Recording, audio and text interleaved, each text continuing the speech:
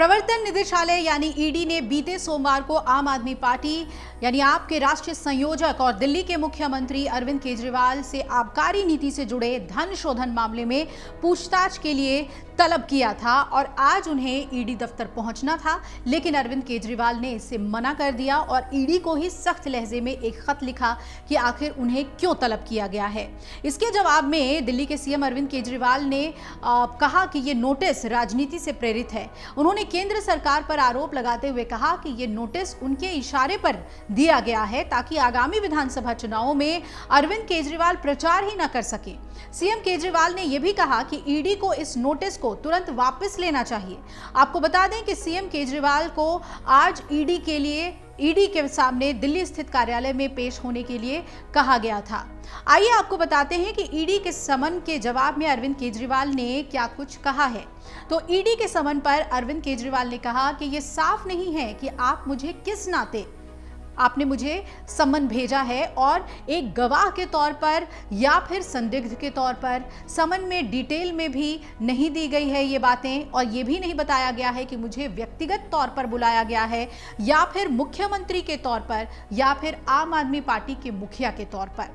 जिस दिन ईडी द्वारा समन जारी किया गया उसी दिन भाजपा नेताओं ने बयान जारी करना शुरू कर दिया था कि मुझे गिरफ्तार कर लिया जाएगा। अरविंद केजरीवाल ने यह बात कही। साथ ही उन्होंने यह भी कहा कि मेरी छवि को खराब करने के लिए 30 अक्टूबर की शाम को भाजपा नेताओं को ईडी का समन लीक किया गया। 30 अक्टूबर को दोपहर मनोज तिवारी ने भाजपा की तरफ से बयान दिया था कि मुझे गिरफ्तार कर लिया जाएगा। मैं दिल्ली का मुख्यमंत्री और आम आदमी पार्टी का राष्ट्रीय संयोजक हूं और 5 राज्यों में चुनाव होने हैं जहां प्रचार करने के लिए मैं स्टार प्रचारक हूं। मुझे इन राज्यों में यात्रा करनी है और अपने कार्यकर्ताओं को राजनीतिक मार्गदर्शन देना है। मुझ पर प्रशासनिक और आधिकारिक जिम्मेदारियां हैं जिसके लिए मेरी उपस्थिति आगामी दिवाली के दौरान भी आवश्यक है। केजरीवाल ने ईडी से समन वापस लेने की मांग की है। इसके साथ ही समन को राजनीति से प्रेरित नोटिस उन्होंने बता दिया। दिल्ली के मंत्री गोपाल राय ने कहा कि अरविंद केजरीवाल को समन भेजना बिल्कुल ही गलत है। केजरीवाल से शुरू करने की पहल की गई है, वो यहाँ ही नहीं रुकने वाली है। जो भी चुनौती आएगी हम उसका सामना करने के लिए तैयार हैं। केजरीवाल को ईडी के समन पर आम आदमी पार्टी के नेता सौरभ भारद्वाज ने भी अपनी प्रतिक्रिया दी और कहा कि ये बात देश ही नहीं पूरी दुनिया देख रही है कि केंद्र सरकार सत्ता के नशे में चूर है। उन्हें इतना घमंड हो गया है कि वो हर छोटे दल को कुचलना और मसलना चाहते हैं। आप एक बढ़ती हुई राष्ट्रीय पार्टी है और बीजेपी सरकार इसे कुचलने के लिए हर संभव कोशिश कर रही है। इस बीच केजरीवाल की गिरफ्तारी की चर्चाओं से दिल्ली की सियासत गर्मा गई। सियासी चर्चाओं में इस बात को लेकर कोई संदेह नहीं कि इससे दिल्ली की आप सरकार पर कोई खतरा होगा। सरकार दिल्ली में आपकी ही रहेगी। यहाँ सवाल सिर्फ मुख्यमंत्री की गद्दी का है। इसमें भी अभी अव्वल यही माना जा रहा है कि ईडी मुख्यमंत्री को गिरफ्तार नहीं करेगी, लेकिन ऐसा होने की सूरत में भी किसी दूसरे नेता को तुरंत मुख्यमंत्री नहीं बनाया जाएगा।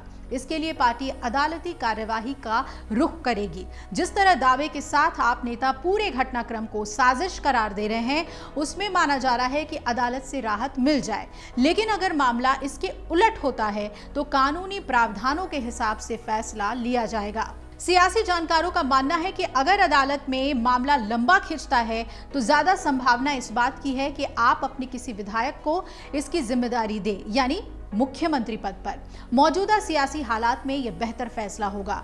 वजह यह है कि अगर किसी ऐसे नेता का नाम आप मुख्यमंत्री के तौर पर लाती है जो विधायक नहीं है तो उसे 6 माह के भीतर चुनाव लड़ना होगा।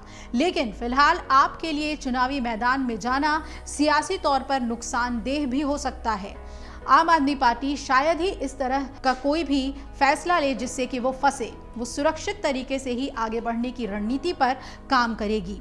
आप नेता जिस तरह से मुख्यमंत्री की गिरफ्तारी की आशंका जता रहे हैं, उसके पीछे पूछताछ के दौरान गिरफ्तारी का इतिहास भी रहा है।